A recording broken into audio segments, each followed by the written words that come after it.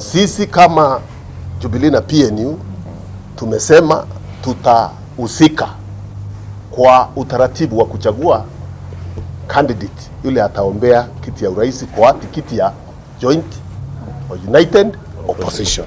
Sawa sawa. Lakini lazima tuketi tukubaliane conditions ni gani, na tumeo hizo condition lazima siwe na uasi na siwe participatory. Sawa sawa. Lazima Wakenya ndio washikandao wa hii mambo wawe wamehusishwa kwa process ya kuchagua huyo candidate. Sawa sawa. Hiyo ndio msimamo yetu. Si msimamo ya Matiang'i peke yake, ni sisi sote. Yeye ni candidate wetu. Sawa sawa. Sasa hii ingine ya kupiganisha tuachane na hiyo. First of all, ni vizuri tujue united opposition iko, lakini hakuna framework imetengenezwa mpaka sasa ya utaratibu wa kuchagua yule atakuwa flag bearer. Kwa hivyo ile inapeanwa kila mahali ni maoni. Sawa sawa. Ingawa kunao wanataka kupeana impression wao ndio watachagua. Yule atachaguliwa lazima iwe process ambayo ni ya uwazi na ambayo inahusisha washikandao wote. Na washikandao wa muhimu zaidi ni Wakenya. Kwa sababu president yule atachaguliwa atakuwa akihudumia Wakenya, si ndio? Hata kuwa akihudumu kwa shamba lake ama kwa familia yake, atakuwa akihudumia Wakenya. Na kwa hivyo kwa sababu Wakenya wanataka alternative ya ile serikali ambayo iko ambayo imeshindwa na kazi, lazima hiyo alternative iwe imehusisha Wakenya kuchagua. Hivyo ndivyo tunasema sisi. Hivyo ndivyo tunasema. Sawa sawa. Sasa sisi kama Jubilee na PNU tumeshikana tukasema kiongozi wetu kwa hiyo kiti ni Matiang'i. Lakini process ikifika iseme sio yeye ni mwingine na iwe ni process ya uwazi, tuko tayari kuunga hiyo mkono. Tunataka hiyo iwe wazi. Tunaelewana? Kwa hivyo tuko kwa hiyo harakati pamoja ya kuchagua mmoja ambaye atakuwa muombea wa kiti ya urais kwa alliance ya opposition. Sawa sawa. Sasa sisi tumeanza hapa kama vile tunajuana, Waislamu hujuana kwa vilemba. Sisi tunajuana vizuri. Ndio tumeanza hapa. Tuko na vyama vingine pia ambao ni marafiki ambao tunazungumza nao, na tutaketi pia waingie kwa hiki kapu yetu tuendelee kufanya hiyo kazi pamoja. Unaelewana?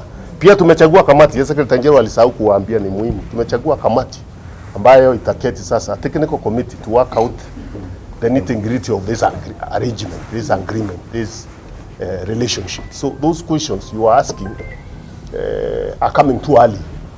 Whether there will be zoning, whether there will be joint candidates in those other seats, all those things will be answered in a framework that a technical committee already made of Secretary Generals and the Executive Directors is working on.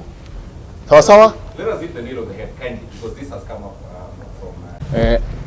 As you are all aware, as the nation is aware, that PNU and Jubilee have been old allies. The party leaders of Jubilee and the former party leader of PNU set the transformative agenda that this country has been run on for the last 20 years. Of course, all these principles are being washed down the drain. So it only made sense that strategically the Party of National Unity and Jubilee synergize their efforts and resources towards the 2027 general elections. So of course we have resolved that we are going to come up with a framework agreement on how to engage as the Party of National Unity and Jubilee, as we have done before, because this is not the first time that we are going to collaborate. Of course, and for the avoidance of doubt, it needs to be clear that whatever we've decided to do today does not preclude other political parties or other individuals of like mind. That needs to be very clear. And it also needs to be very clear that this arrangement is within the ambit of the united opposition. So that needs to come out very, very clearly. I think that is all from me. I think it's important for the Kenyan people to know that we have started this work today. and we are going to work together.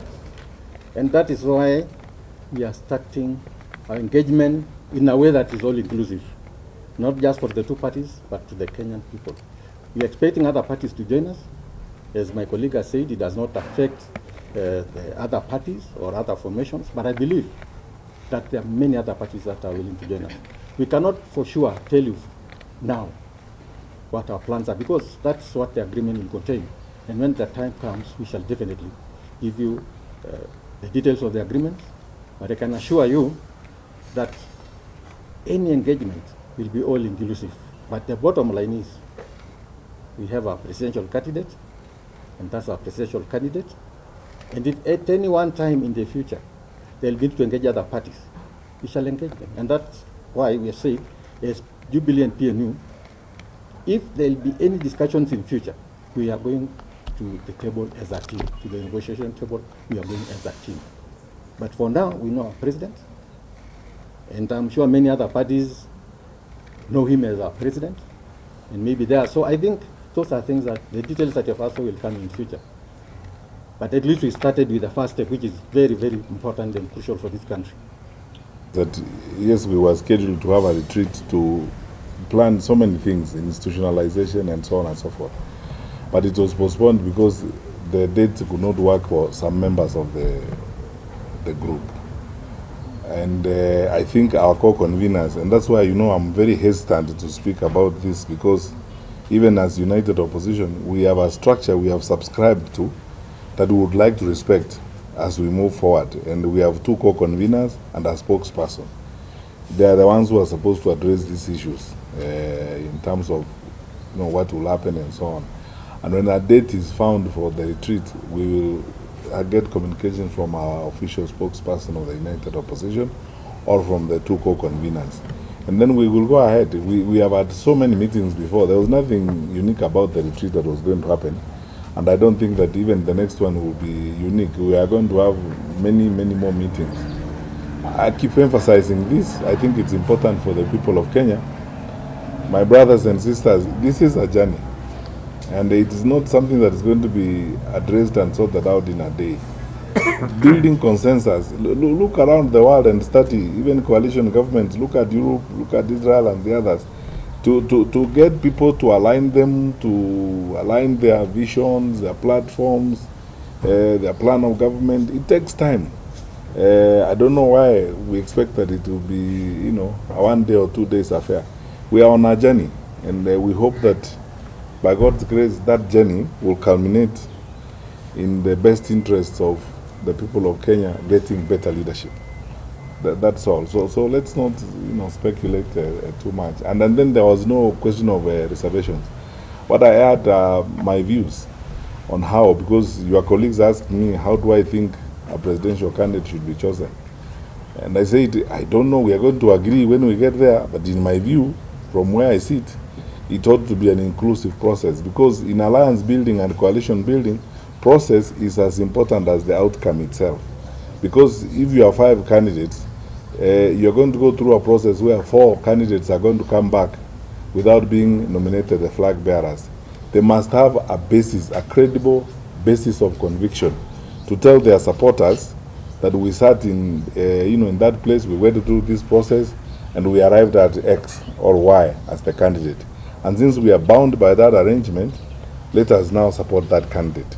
That is how you achieve your objectives. But you see, if you operate on the basis of a conspiracy, you will not achieve your objectives, because how will those other 4 who are not nominated go back to their supporters and address them? How will they explain to them why they are not the candidate?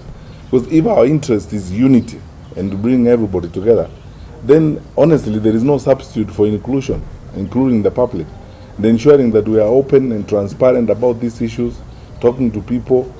Maybe you guys from the media, because you are serious guys from the media, you should even organize a presidential debate for opposition candidates, so that we come before the people of Kenya. What are we hiding? We are not looking for family leadership, we are looking for public leadership. The people of Kenya should be involved in the process all along. Thank you.